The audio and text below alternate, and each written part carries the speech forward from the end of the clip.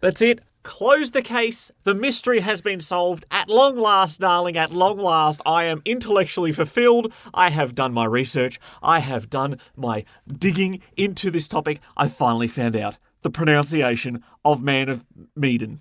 Medan. You obviously want to know as much as I have. Built this up. We need to know. Here it is. From the trailer. Hello. Of Little Hope. You survived the Man of Medan. That's it. No doubt. Medan. That's all we needed to know. Thank you. Mystery solved. Where is my detective payday? This wasn't a paid job. The Gaming Lovers Podcast with Brendo and Jem. G'day and welcome to episode 113 of the Gaming Lovers Podcast. I'm Jem. I'm Brendo. 13 being my favourite number because it spells a B if you write the numbers close together. And since this is 113, I guess this is episode IB of the Gaming Lovers Podcast. I wonder if it's been 100 episodes since you've referenced that you like the number 13 because No. it makes a B. I say it weekly to just strangers on the street, so it's fine. The Gaming Lovers will be talking about some Xbox news this week. We had the Xbox Game Showcase about the new Xbox Series X games, which will also be on Xbox One with smart delivery and all sorts of confusing product release information. Yes. But at least we had gameplay footage this time. Yes. So that's always a plus. In addition, there has been a little mini Nintendo Direct with a few little nuggets of information. Lots of stuff to talk about this week. Absolutely, but before we get there, it is time for Gaming Goals. What? Oh, it's just like a little trombone Okay. action.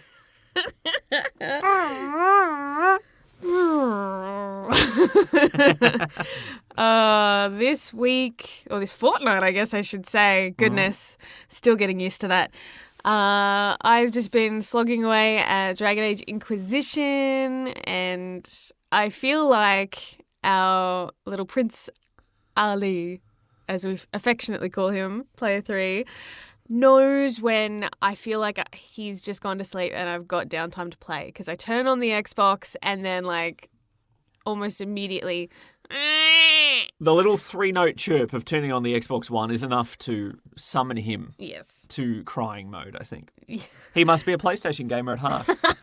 must be the So reason. maybe I need to go and play it on PlayStation. Is that what you're telling me? Play something on PlayStation, maybe. If you haven't experimented with that, it could be the solution. Aside from Dragon Age Inquisition, we played Overcooked 2, Suns Out, Buns Out. Mm-hmm. Got the DLC all done. 5 levels, all free. Relatively short, but for a free update, one Can't complain. cannot complain, but I'm sure people on the internet will. But we will not. Mm-hmm. Some good fun, some complex recipes when it comes to the 5 maps we have. The first 3 are like, I can do it blindfolded, walk in the park, way too easy, this is boring. You get to those last 2 and suddenly you are juggling plates, you are juggling bowls, you are juggling ingredients, you've got vanilla beans, chocolate, ice, everything is just going off the map. You are just under the pump, under pressure, like a pressure-cooked meal. Under pressure. But overall, good fun. There should still be one more seasonal update for that game. There's still space for one more of them. Yes. And who knows what meals are synonymous with autumn, fall, I guess, because it's based off the Northern Hemisphere release window.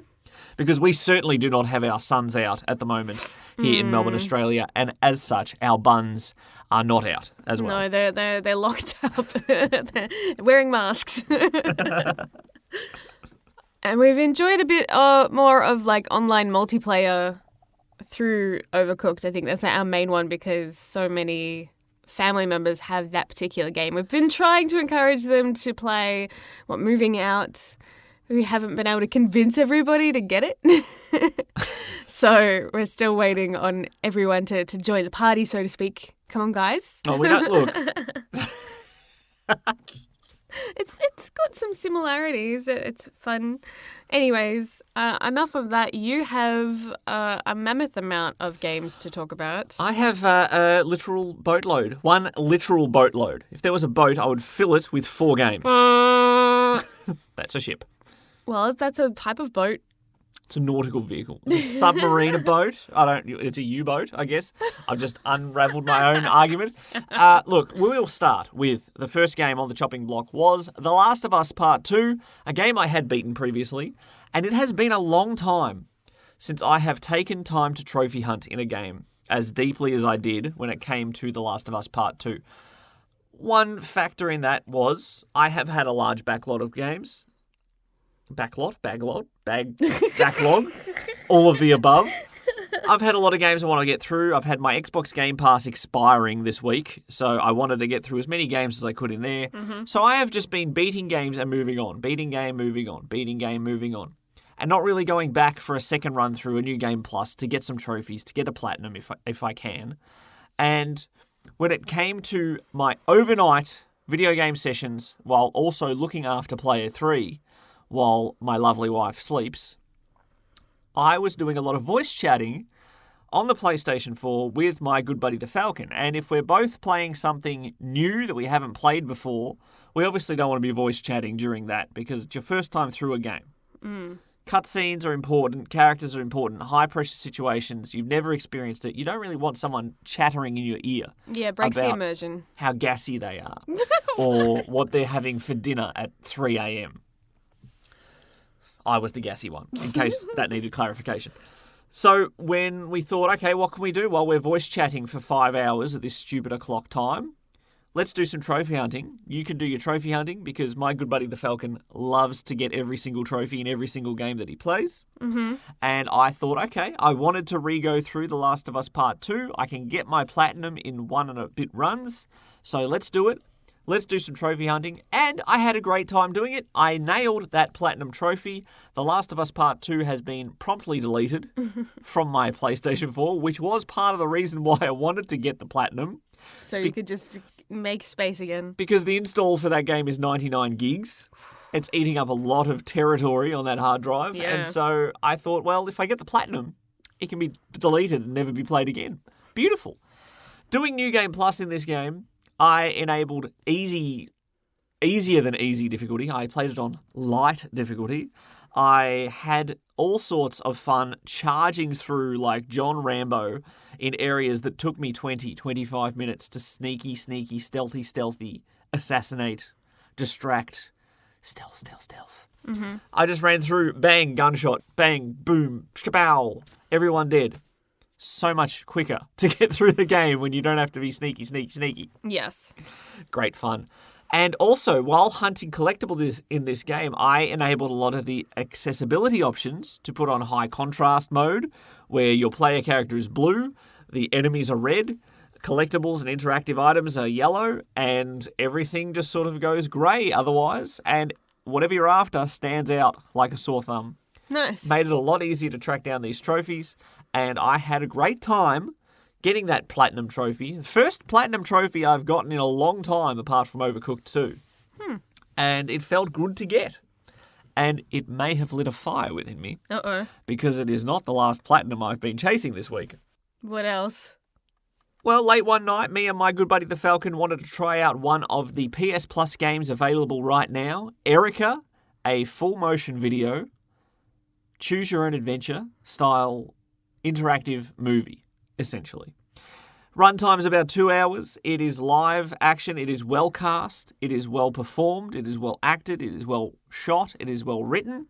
I had a bloody good time playing through Erica.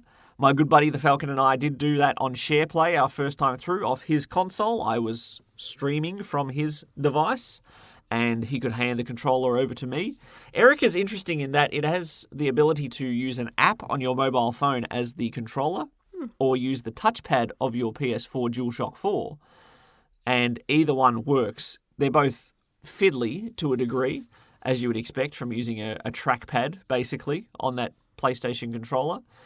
But we enjoyed our first time through that, alternating every few scenes. And since then, I have played Erica every night for the past 5 nights, running through, doing different options, different narrative paths, siding with different people, ensuring certain characters make it through unscathed, and then completely butchering everyone in one run just to get a different ending.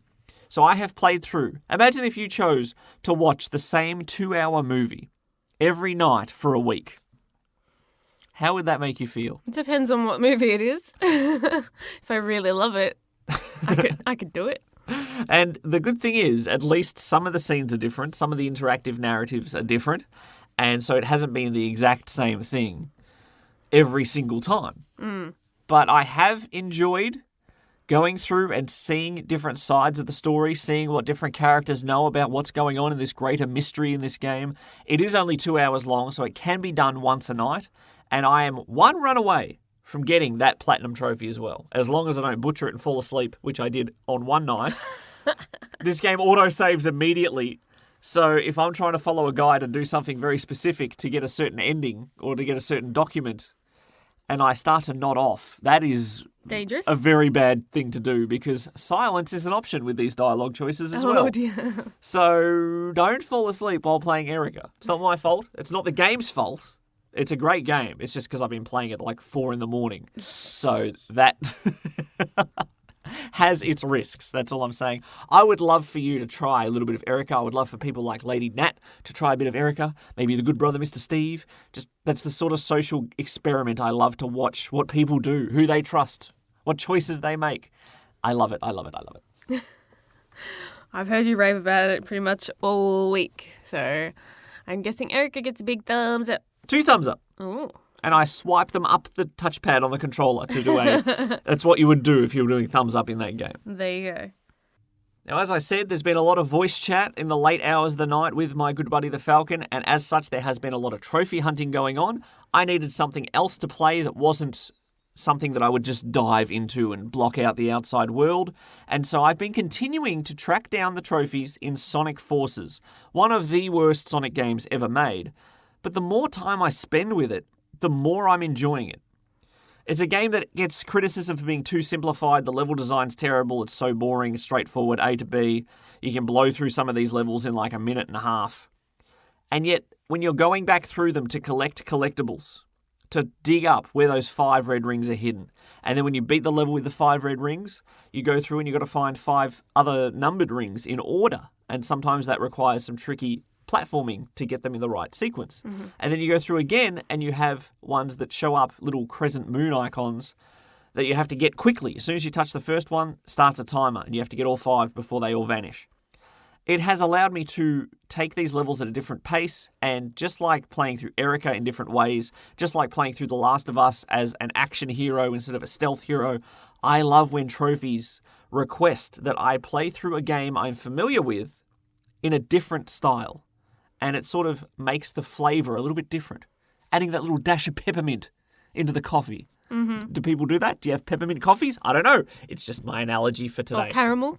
Caramel. There you go. You add a little caramel, suddenly your coffee tastes so much different. You add a little numbered rings to Sonic Forces, and suddenly you're a flavour. Your experience is different. And I've been enjoying playing this game. You created a character for me in this as well.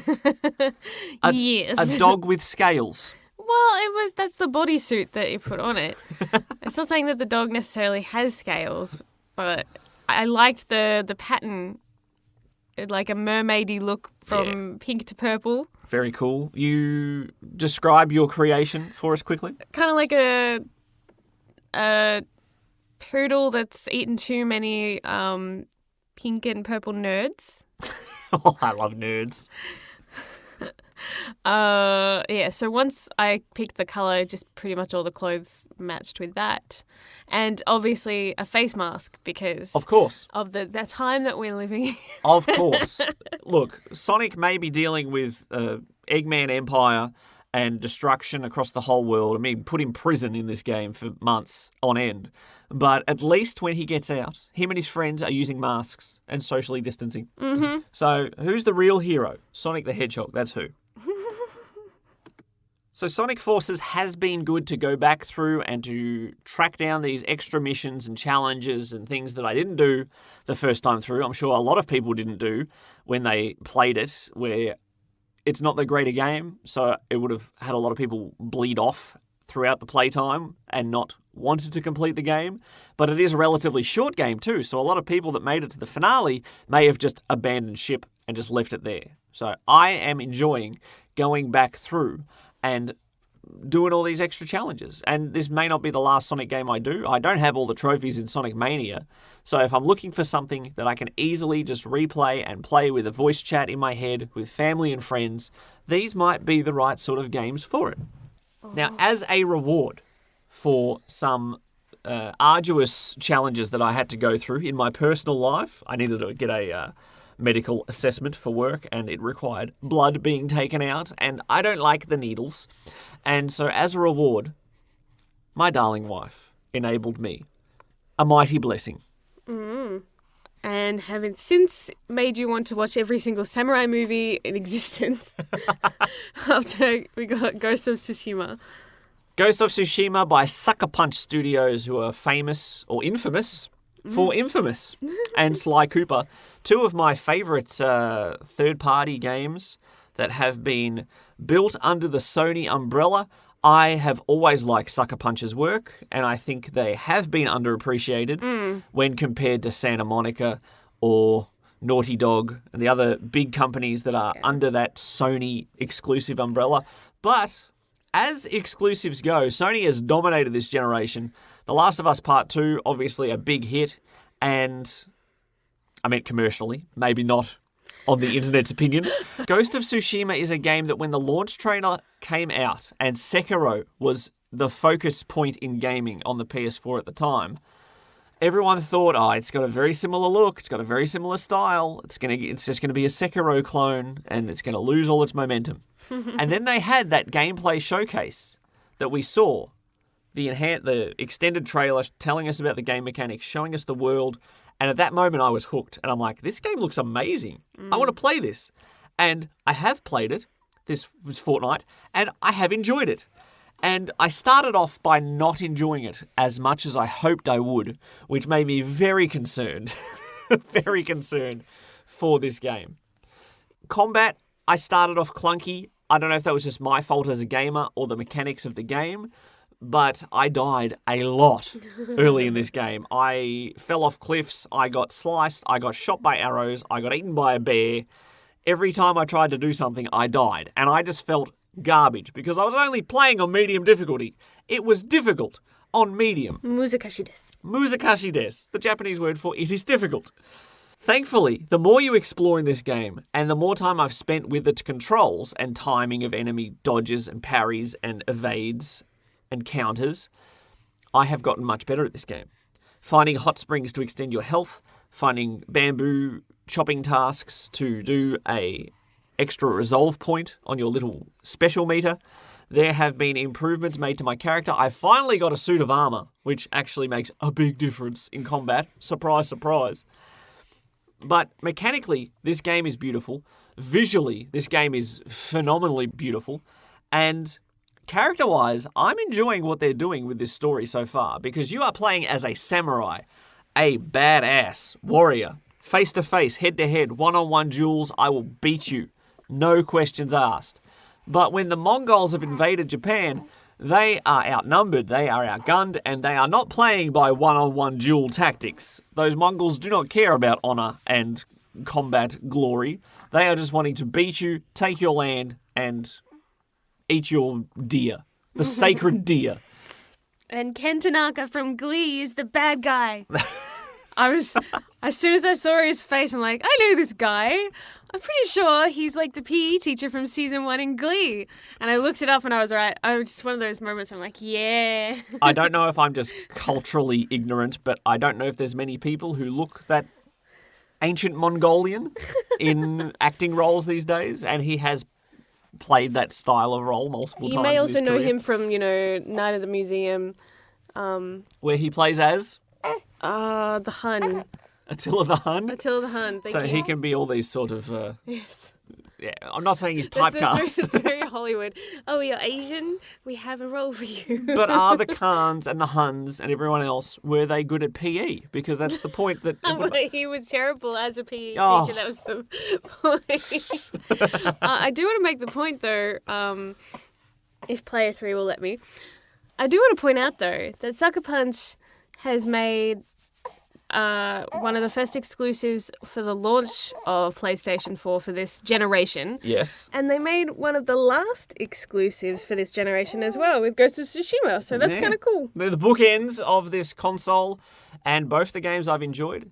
And with the samurai character that you are, the point I was trying to make before we got distracted about PE teachers, is that he doesn't want to stab people in the back. He doesn't want to assassinate someone from a rooftop. He doesn't want to shoot them with a bow and arrow. He wants to fight them honourably, man to man, face to face, eyeball to eyeball. And yet, circumstances dictate that if he tries to go along that way, he's going to lose. His country's going to suffer. And so he is torn between his code and getting the job done. And when the first person you mainly interact with in this game after the samurai is slaughtered is a thief, they have very conflicting views on how jobs should be done. I bet. So it's very cool to see him conflicted. Even the first time you assassinate someone in this game, you get a special scene. It's very cool. I like the way the story's being told. This game is enjoyable. The more time I spend with it, the greater it is. It is getting thumbs up, and it's actually making me study the Mongol invasion of Tsushima, So the actual island. How accurate is the game so far? Well, from what I've read on Wikipedia, foxes did not lead people to secret shrines. Golden birds did not lead people to mission objectives. And look, certain things are quite historically accurate, like the black powder bombs, one of the first recorded times they were used as an explosive in a clay pot filled with gunpowder, tossing them at your enemies, kaboom. So there is certain factual accuracies, or at least in the right direction, and I like that because it means I can learn while playing games. And look, that's what we're here for, right? Not having fun, not stress relief, just learning. Education is what we're all about. And education is what we're going to get from the Xbox Game Showcase that came out this past week. We learned a lot about their lineup for the Xbox Series X. You're listening to the Gaming Lovers Podcast. Want to join the conversation? Visit thegaminglovers.com. Record your comment or question by clicking on the button on the right-hand side. And you could be featured in the next podcast. Fair bit of gaming news dropped over the last fortnight, from Nintendo to Xbox. We have a lot to unpack. A lot to unpack, but in small chunks, because the Nintendo Direct Mini is just like Nintendo releasing smaller versions of their existing content, whether it be consoles, whether it be game announcements. This is a small one, just a mini, 5 titles to talk about, and that is it. Starting off with Crypt of the Necrodancer's Legend of Zelda. Yes, some DLC. Spin-off, getting some more content. Some extra music. Good news for those that are fans of the game. Always exciting to get to have more of what you love. Different characters that play in different styles. Shadow Link, who's a bit of a fan favourite, as one would be if you're a dark version of a character. They're always popular.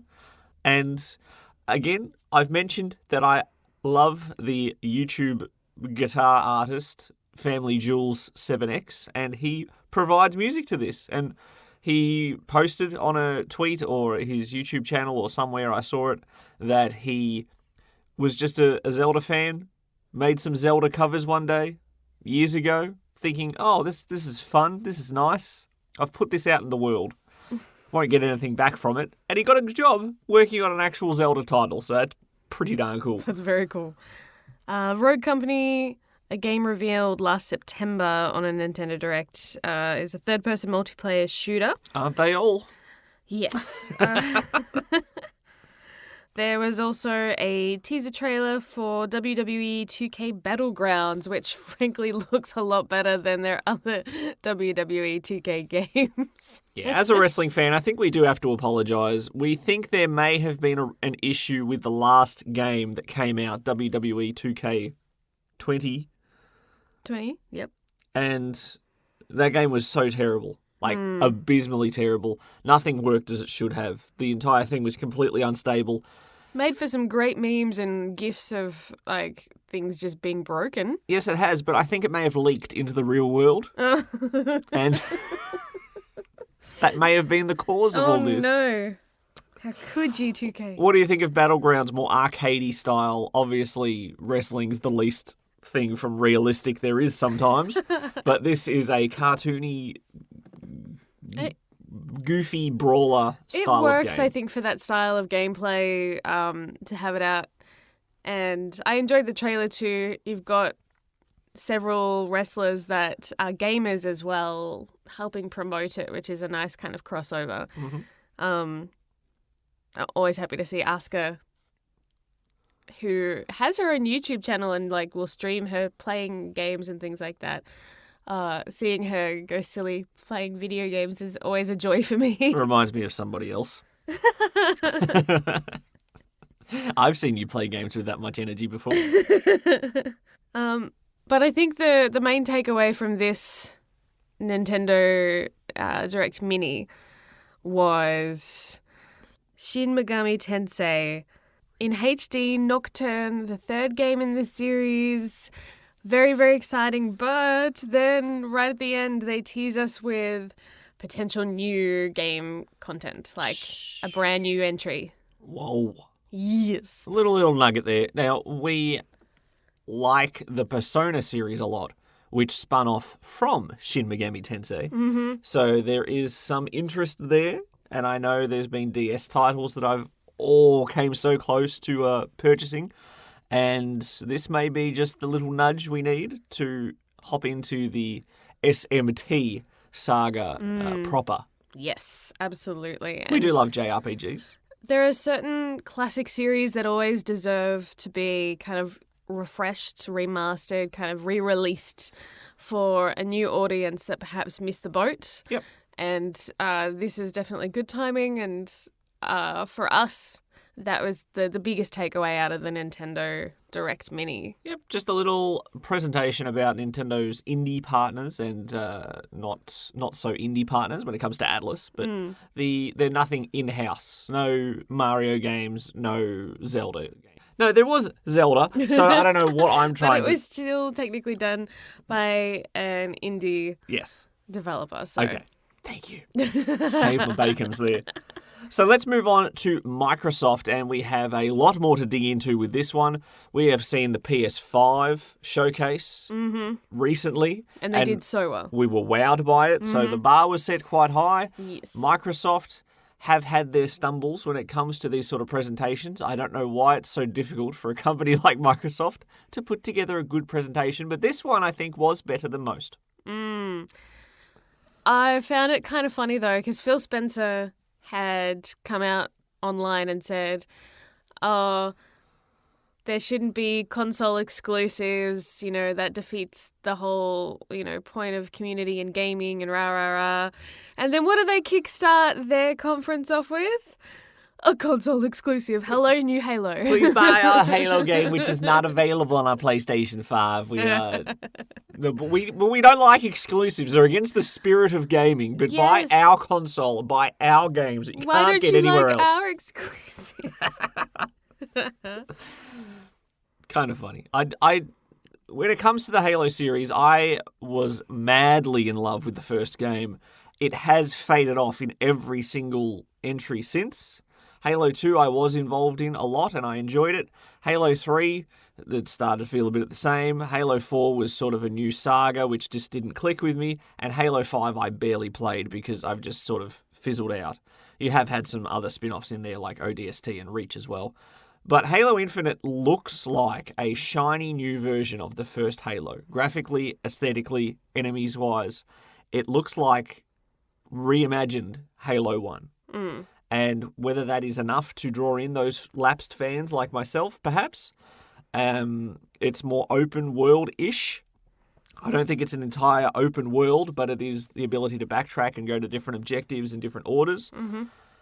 I think that it needs to land in a big way. And the multiplayer aspect's always a big side of Halo these days. Yeah. And that's where a lot of people will be putting their focus. But there are some of us who just liked the story, liked the universe it was set in, liked the characters. Why are we here? Wait, no, I'm thinking of Red versus Blue. So Halo Infinite will be one of their bigger guns. I don't think we got a launch window for that, but unless Infinite is the launch window. Maybe it was in development forever. Maybe it'll never launch. Now, you like zombie deer, don't you? A little teaser trailer for State of Decay 3 was up next, and we were confused at first. It took us a while to realise what it was for. Well, a lot of these games start off post-apocalyptic wasteland. There's a blood trail in the snow. It could have been any of 36 games that are on development right now. Yeah. I have a soft spot for when different animals become zombified. Yeah. Call it my Resident Evil fanboy, but I always looked forward to a new Resident Evil game to see what creature would be zombified next. Let's have this like side debate, because do you think a zombie deer could realistically still defeat an actual predator wolf that has, fangs and stuff? Even if a deer is a zombie, it doesn't have the same kind of teeth and that to realistically cut down quickly, a wolf or anything else that is out-muscled. And it doesn't have to be the apex predator of the wild. It just needs to do enough to bite the zombie and to bite the wolf, and then it becomes a zombie as well. And then the deer wins the long game.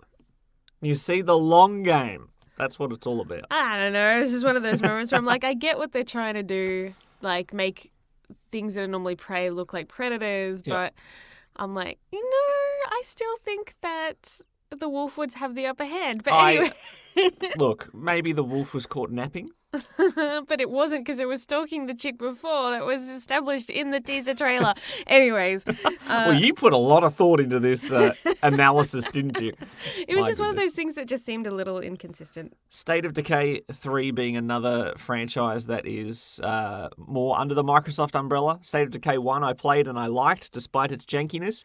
State of Decay 2 I downloaded on the Game Pass and never got around to it, and now my Game Pass has fizzled out and I probably won't renew it immediately. But State of Decay 3, if they're running for exclusives for Xbox Series X to draw people in, it's amazing. These exclusives, they are a wonderful thing in gaming, aren't they? Not according to Phil Spencer, but he'll keep making them. Yeah, it's probably not the smartest thing to have said right before you do a big conference that has exclusives in it. That just seems like a really dumb thing to say.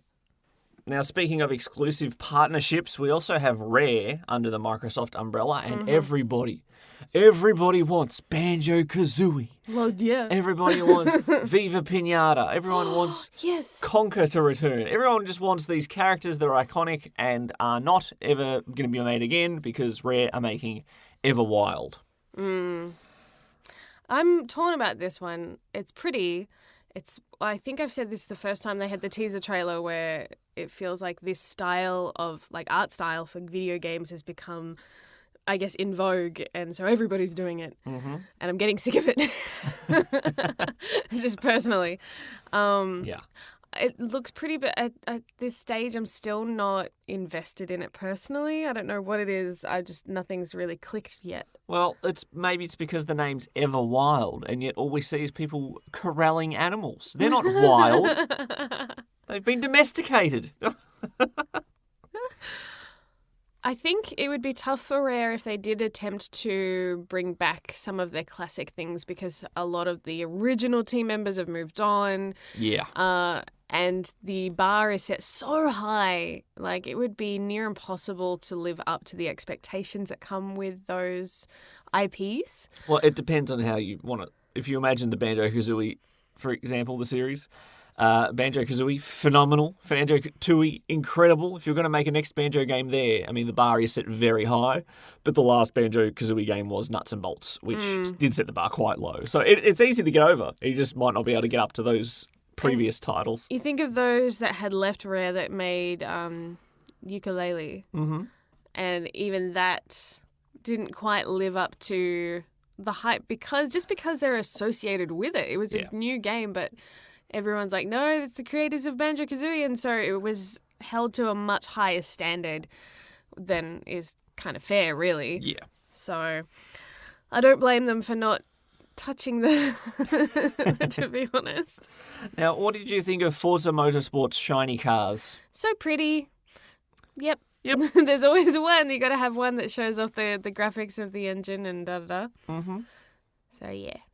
I have workmates who build these entire seats and put shock-absorbing springs in it and build their own realistic driving simulators for their consoles, their PCs, and they've built them from scratch. So that's pretty impressive. Well, it gives them something to do since they can't go out to do real racing, I guess. You could sell that to actual people in motorsports these days in this corona age. And that way they can feel like they're actually out in their cars. Share the love. Like us on Facebook at facebook.com/thegaminglovers. A lot of news coming out of Obsidian. Very exciting stuff, including some DLC for the Outer Worlds.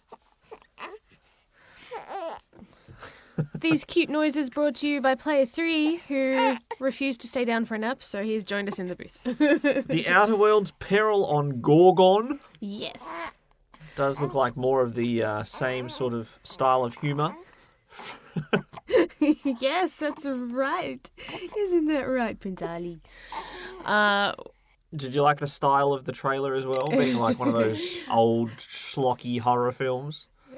You must come and see the most thrilling thing. That kind of style announcer. Yeah. Always very fun. Very on brand. I enjoyed the Outer Worlds, and I knew it would get some sort of expansions because all the Fallout games did, and that's basically the model it's following. Mm-hmm. But what I was most excited about was probably the Grounded trailer that has been in work. It's going to get added to the Game Pass, and it probably already is there. And it has their sense of humour flowing through as well. I love that it was like, if you want to play the biggest game of 2020, then wait for Cyberpunk 77. But if you want to play the smallest game, play Grounded. Okay, Honey, I Shrunk the Kids, the game. The trailer was very self-aware, very amusing, kind of making fun of itself and the style of game that it is as well. Like, I loved the bit highlights, working together or, just feed your friends to a spider. Which is exactly what would happen if me and my good buddy the Falcon did play it, is that we can't help but sabotage our own cooperative efforts sometimes. And he would be spider bait. That's all I'm saying. Lockety. And they also revealed a new RPG, which got you semi-excited because it does look like it's another first-person RPG. They love their first person. That they do. That's the one thing that I don't like about Obsidian. I'm like, come on, guys, give me the option to play in third person, please. The fantasy land, by the looks of the setting, called Avowed. Avowed. It doesn't fly off the tongue as easily as one would think, but it obviously has some meaning to the project. Swords and sorcery. Yes, going classic RPG, very fantasy D&D style. So looking forward to hearing more about that as they work on it. Isn't that right? We got a little developer diary from the crew making Hellblade 2. They're off to Iceland. Iceland. Icy land. Not somewhere that has been really used as a locale in gaming often. But we can only do San Francisco and London so many times. Or New York City, Seattle, Chicago, yeah, pretty much America. It's exciting. There's a lot of beautiful places around the world, and I love when you get to visit some places that maybe get overlooked. Maybe that's why I enjoy the Assassin's Creed games, in the sense that they do visit a lot of locales that aren't featured as much, I guess. Come on, Constantinople is constantly done in every third game. What's your opinion on As Dusk Falls, which looks like an interactive drama with realistic photographs that have been sort of photoshopped down to look like sketches? It's beautiful, like the artwork looks beautiful. I'm not sure if it's really... It interests me though, I don't know. Well, one of my secret favourite games of the DS era was called Hotel Dusk, and that had actual sketches of people as the characters with very limited way in the way of animations and expressions. But it was kind of charming, and it reminded me of that a little bit. So I'm always willing to try something if it has a great story, regardless of how it looks. Now, it is written in contract that any one of these presentations demands to have a musical performance, and this time around we got Jack Black Yes. promoting Psychonauts 2. He's featured in the soundtrack, and he has an incredibly large beard, considering we just watched Jumanji not too long ago, and he was clean-shaven in that, so it was a bit jarring for me. Oh my goodness, that was such a psychedelic trip, that trailer and the gameplay footage that we saw. I was like, whoa, what are we on? But he's a good fit for that game. Yes. Little quirky music style of Jack Black works out quite nicely, and he does have some good chords in that voice of his. That he does. Psychonauts 2, a long-awaited sequel. And speaking of iconic music, how about do do do do do do do do do do do do do do do do do. Except that's now gone and it's replaced with hard beats and EDM music. I don't even know about my music genres, but it looks like it would have it. Tetris Effect Connected, which is not an easy title to say quickly. Tetris Effect Connected. Thankfully not connect with a K. This is a Microsoft presentation after all. Thankfully, we're not playing Tetris with a Kinect. We are just playing Tetris together across the internet. Yeah, playing with Kinect would be a whole new level of difficult. Tetris Effect's been hanging out on the PlayStation and PSVR for quite a while, so that's nothing new, but you can play it multiplayer-wise. I like the part where everybody's game board's connected and you could put pieces onto other people's blocks and things. And games and just sabotage completely potentially. ruin friendships. Either that or you're supposed to work. I don't know if it's a competitive or a co-op type deal. My dad will be happy. There's a new Stalker game coming out. He has a soft spot for Stalker. I'm yet to play Stalker. It's another one of those post-disaster shooter games. The first one, at least, was set around Chernobyl, where nuclear disaster. But a lot of these games did look quite similar with the distressing grey landscape, bleak, post-apocalyptic gas masks and grenades. So if they all start to blend into one, you need something to stand out. That's all I'm saying. Maybe just surgical masks instead. Maybe. Let's get through the rest of these bleak sci-fi shooters. Warhammer 40k Dark Tide does look a bit like Left 4 Dead, but in the Warhammer universe.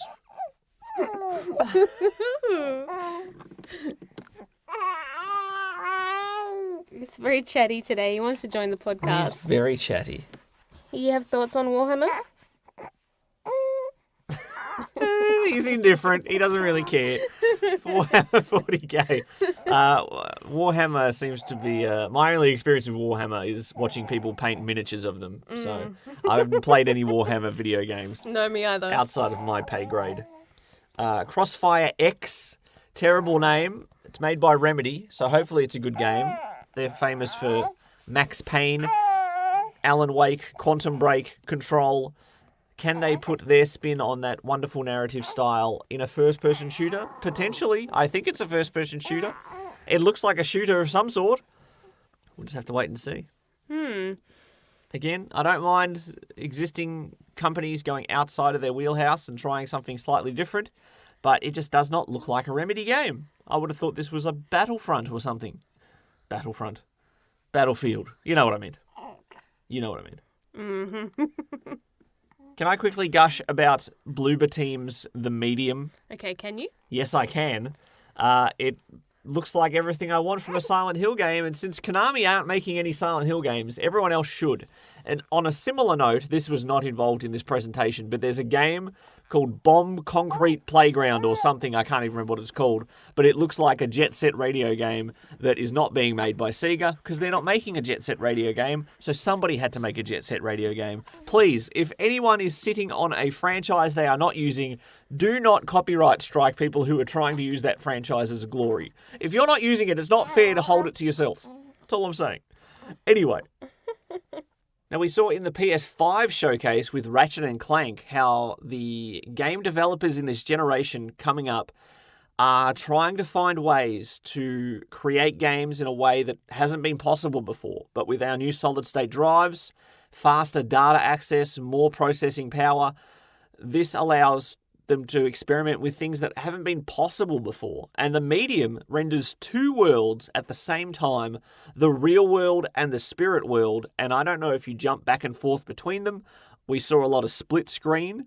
That could potentially even be the way the gameplay is, where the game becomes split screen. You see the real world on the left, you see the spirit world on the right. You solve puzzles in one, avoid enemies in the other. Who knows? But I'm looking forward to that game. Stylistically, it's what I was looking forward to in survival horror games to begin with.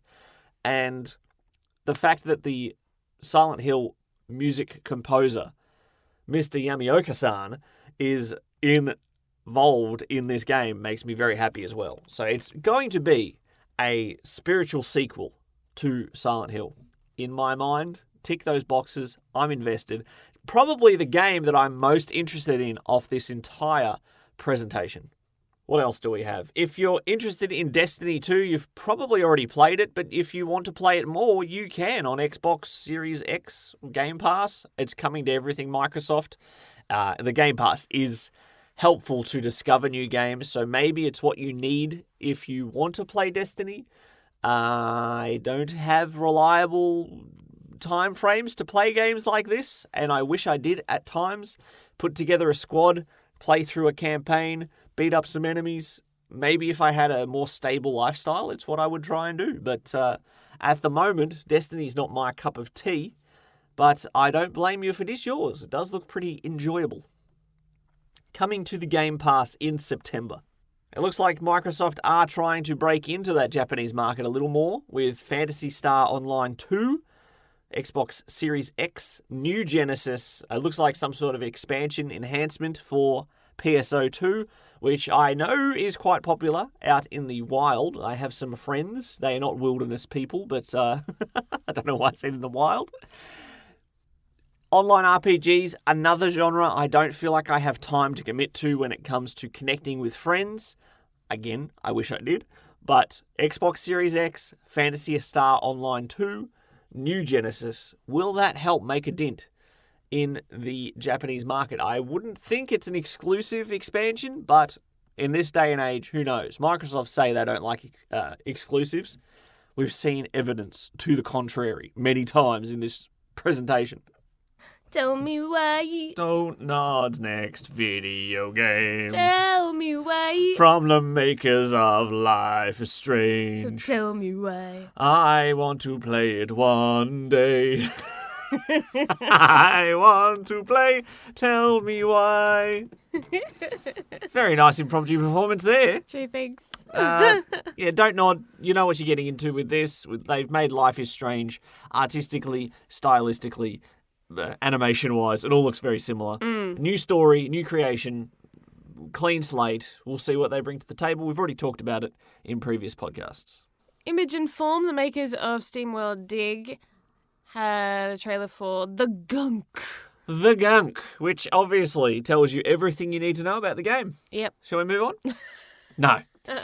Think a Ratchet and Clank style looking platformer with a vacuum sort of like Luigi's Mansion, and you have gunk that needs to be ungunked.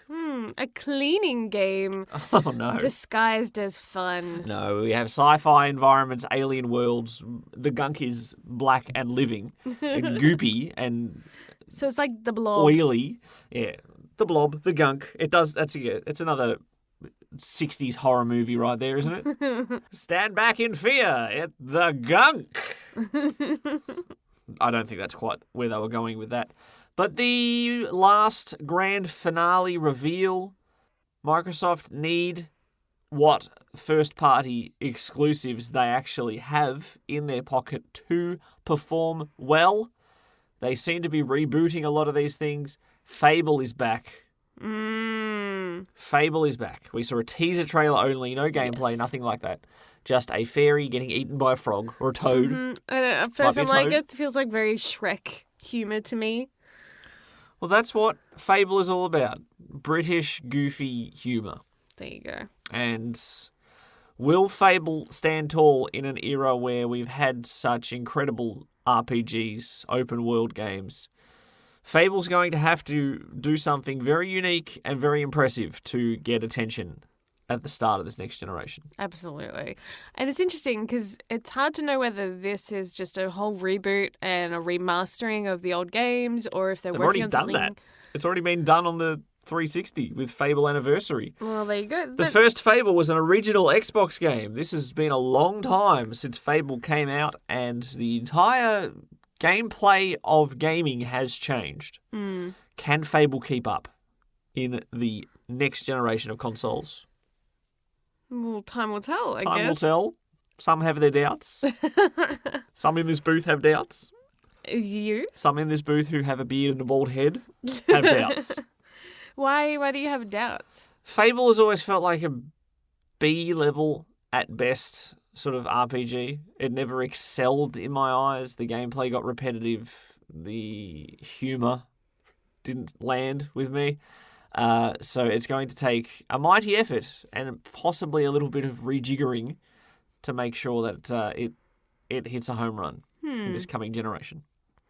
You never know. Have you enjoyed them? I've never played them, so... But I have friends that loved them. Oh. But then they have a slightly different sense of humour to you, so... How did those friends think of Mass Effect and Dragon Age? They liked them. Let's just fart, because that's what you can do in Fable. You can fart on command. See, that's humour. I think, given the climate, the world that we live in now, I think the humour will have to have changed a little bit too. That's right. We don't want to contribute to climate change by unnecessarily farting. That's not what I meant. Oh, dear.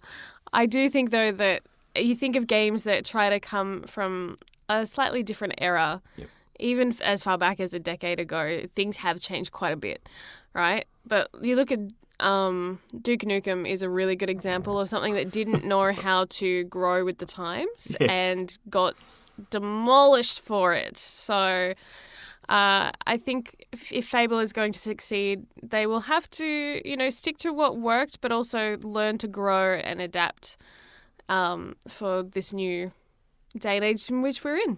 Well, they've got it in their pocket. Microsoft have got some good exclusives, regardless of whether they think it's a good idea or not. That's the Xbox Game Showcase for July 2020. I had a good time with it. Yeah, me too. And I can't wait for the medium in particular. What has caught your attention? Avowed, probably, I guess, is... The safe bet? I was nearly going to mention ones that were from the PlayStation. I'm like, wait, that's the wrong show. Oh, I'm just so excited to play Horizon Forbidden West on my Xbox Series X. No, it's exclusive. Oh, there's not crossplay. That's against the spirit of gaming. Share the love. Follow us on Twitter at Brendo Jem. That's BRENDOJEM. So, what are your gaming goals for this coming fortnight? My goodness me. Well, my plan is to finish off Erica and get the platinum on that game. Within striking distance. It will happen very soon. And I'm looking forward to putting the final chapter of that story together. Also, obviously, Ghost of Tsushima is going to be my primary game at the moment, with a sprinkling of Sonic Forces on the side. Just a little sprinkle of Sonic Forces on the side, playing as your weird dog that you created. Your weird scaly dog. Skittles? Skittles, the scaly dog. That could be a kid's book, right? Yeah. Yeah. And outside of that, I don't know. I've sort of locked in that AAA right there, and I don't know what else I'm going to be doing. I'm going to leave it open. I've been much more able to just go with the flow when it comes to games, not really making plans, just sort of, let's try this game. Let's go back and revisit this. Let's play that. And basically whatever Player 3 will let you do. Whatever Player 3 will let me do. Sometimes I'm double gaming with you. Sonic Forces gets the nod. Sometimes I am focusing, sinking in some nice hours of gaming while Player 3 sleeps and while Player 2 sleeps. And sometimes I've been playing Erica one-handed because I can if I've got a baby in the other arm. So I might have to find something else I can play with just 2 fingers and a thumb that are available at any given time. So any ideas on games that you can play with very minimal input? Yes. Please let us know. One-handed games, please. That would be very helpful. What about yourself? Are you stretching any horizons this week? I don't know. You really want me to play Erica. I know that much. All I'm saying is, it is a style of game that I don't think you've experienced before. A live-action, full-motion video game. Mm-hmm. I like to push your not push your boundaries sounds bad. That makes me sound like I'm making you do things you don't want to do. Well. How about you co-pilot somebody else playing? You can share play it. It's possible. Mm-hmm. So I just want you to experience the experience of Erica. Even just one playthrough. You don't have to chase that platinum like I do because it's driving me crazy in some ways. Mm-hmm. But if you would like to, the floor is yours. You are up to the challenge or not. It's your choice. Well, I will be playing more Dragon Age Inquisition. I would like to get some more like big major story chunks done. As much as Baby will allow. Yes, because they require a little bit more focus and effort, those sections. I mean, there's moments where you can always leave things kind of on a lull, but I like to know that I've got, an hour uninterrupted to really play something like that. It does help. So I've been doing a lot of little mini bursts instead. So it's helping me level up and be like over-leveled for story missions, but hey, that's all good. All good. Nothing wrong with that. So as far as gaming is concerned, that's it for me. I think the only other thing that's on my horizon, I just keep kind of watching the rumor mill when it comes to rumors and news about Dragon Age 4. Oh, it's a long way off still. Don't get too excited. But the fact that they have confirmed that they're working on it makes me happy. It does. They're not dead yet. I'm not dead yet. There we go with the British medieval humour again. Maybe Fable is right up your alley. I have some Spamalot references. It should be fine. Thanks for joining us. Let us know what you thought of the Xbox Series X Games Showcase for July 2020. Yes. We'll be back in 2 weeks with another episode of the Gaming Lovers Podcast. Until then, Sayonara. Chowski. Thanks for listening to the Gaming Lovers Podcast. For more episodes or to watch some live stream gaming, visit thegaminglovers.com.